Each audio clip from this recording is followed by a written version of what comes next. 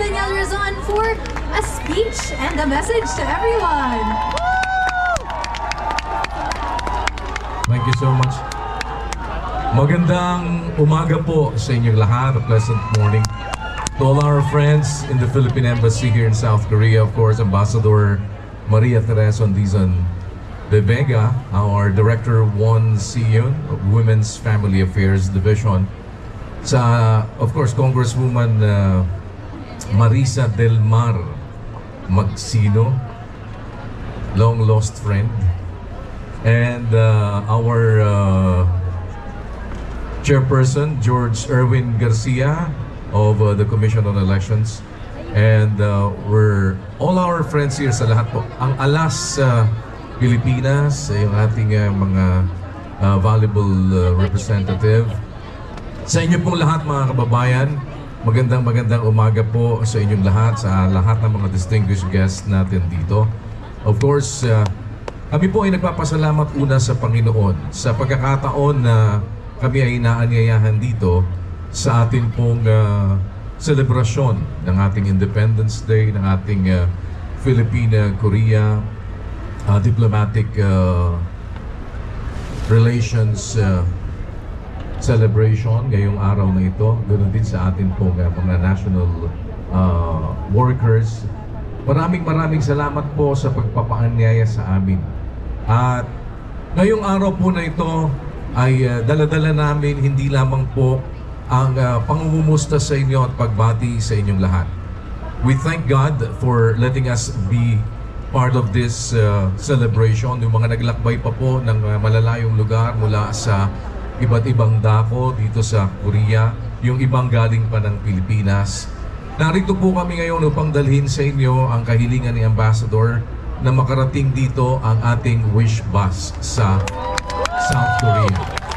Ito po ay isang bihikulo ng ating mga kababayang Pilipino para makarating ang talento ng ating mga musikero sa iba't ibang bahagi ng mundo.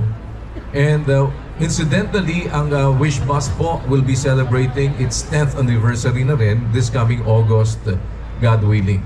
Kalinsabay na din po ng ating pag-launch dito. Para sa mga hindi pa po nakakaalam, meron na po tayong Wish Bus sa Hollywood, USA. Kaya this is going to be the third natin po sa iba't ibang bahagi ng mundo. Meron tayo pong dalawang Wish Bus sa Pilipinas, may Wish Bus tayo sa Amerika, gumagala sa Hollywood and the rest of USA. And now, dito po sa inyo sa Korea. Kaya makikita nyo na po ang wish bus na ito na umiikot dito. At nagpapasalamat kami sa inyong pagtanggap sa atin pong plataforma na ito. As of now, mahigit na po sa maglalabing 5 milyon na po ang subscribers ng Wish 1075. Salamat sa inyong pagtangkilik. At the same time, amin po din namang ini-offer sa inyo, kasama po ng members ng Church of God International o MCGI, ang aming serbisyo dito sa inyo sa Korea. Kung ano man po ang aming maipaglilingkod pa, dala-dala po namin ang lahat ng ating pong mga charity works saan man tayo magpunta. And one of the reasons why Wish Bus was called Wish Bus, hindi lamang po para magdala sa inyo ng musika, kung hindi sa isang maliit na paraan ay makapag-grant ng inyong mga wishes, kung ano man po ang aming higit na maipaglilingkod sa inyo. Thank you so much for this opportunity. Sana po ipagpatuloy ninyo ang pagtangkilik din sa musikang Pilipino dahil marami tayong mga talento na talagang mga hindi pa nadidiskubre. Sa ating mga wishers, keep on wishing. At kapag nadinig po ninyo yung bulong na Wish 1075, that means nakarating na po sa inyo ang gateway to the world ng mga Pilipino. Maraming salamat po. And to God be the glory. Sa Diyos po ang karangalan. Good morning everyone. Magandang umaga po.